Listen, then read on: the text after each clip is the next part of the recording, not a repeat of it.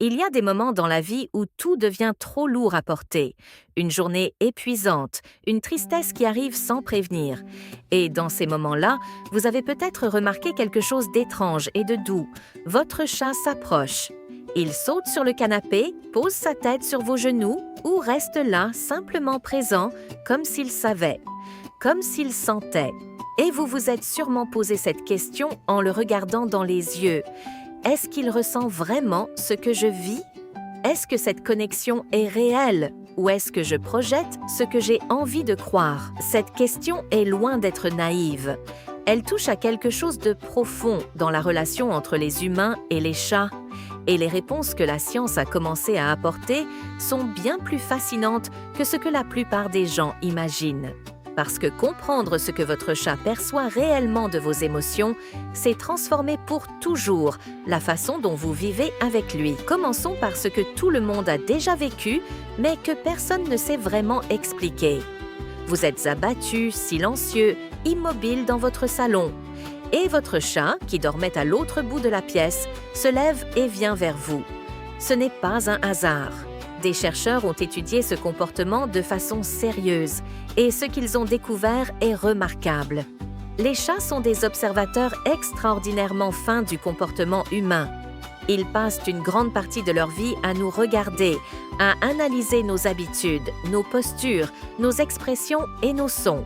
Ils apprennent à nous décoder avec une précision qui dépasse ce que nous leur accordons généralement. Une étude publiée dans la revue Animal Cognition a montré que les chats réagissent différemment à leurs propriétaires selon que ces derniers expriment des émotions positives ou négatives.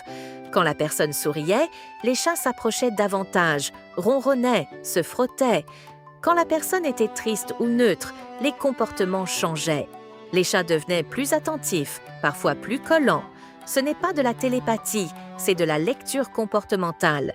Et les chats sont très doués pour ça, bien plus que les gens ne le croient, surtout ceux qui les pensent indifférents. L'indifférence du chat est en grande partie un mythe. Ce qui est vrai, c'est qu'ils choisissent quand et comment réagir.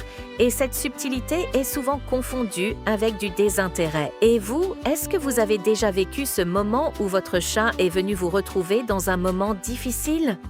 Est-ce qu'il adopte un comportement particulier quand quelque chose ne va pas?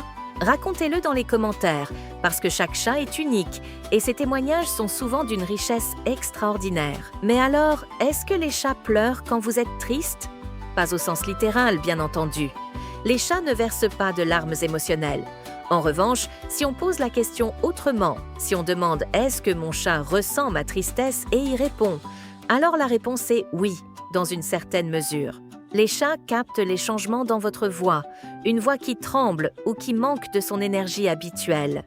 Ils captent votre posture, un corps replié sur lui-même, une immobilité inhabituelle. Et puis, il y a l'odorat. Les émotions humaines s'accompagnent de changements hormonaux qui se traduisent par des variations subtiles dans notre odeur corporelle.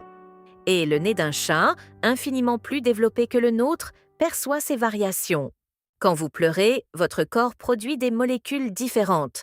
Votre chat les sent, littéralement. Ce qui est beau dans tout ça, c'est que cette sensibilité se développe avec le temps passé ensemble.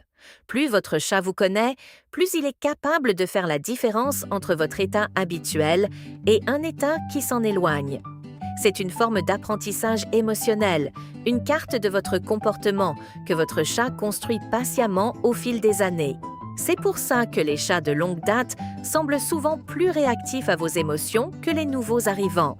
Ils vous connaissent mieux, tout simplement. Il y a aussi quelque chose que l'on comprend de mieux en mieux, le ronronnement. Ce son que nous associons au bien-être du chat a une dimension bien plus complexe. Le chat ronronne aussi dans des situations de stress ou quand il sent que quelque chose ne va pas autour de lui.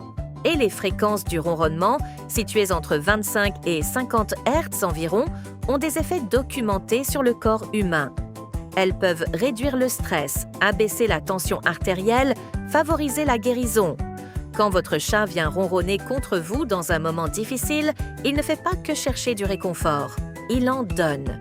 C'est une des choses les plus belles que j'ai jamais apprises sur les chats et je ne me lasse pas de la partager. Alors, la prochaine fois que vous traversez une journée difficile et que votre chat vient s'installer près de vous, ne minimisez pas ce moment. Ne vous dites pas que c'est un hasard ou qu'il a simplement faim, même si parfois, soyons honnêtes, c'est aussi ça. Mais quand la connexion est palpable, faites-lui confiance. Accueillez sa présence. Laissez-vous toucher par ce petit être qui, à sa façon, vous dit qu'il est là. Dans le monde des chats, être là est déjà une déclaration immense. Si ce que vous venez d'entendre a résonné en vous, c'est que vous faites partie de celles et ceux qui ont construit une vraie relation avec leur animal.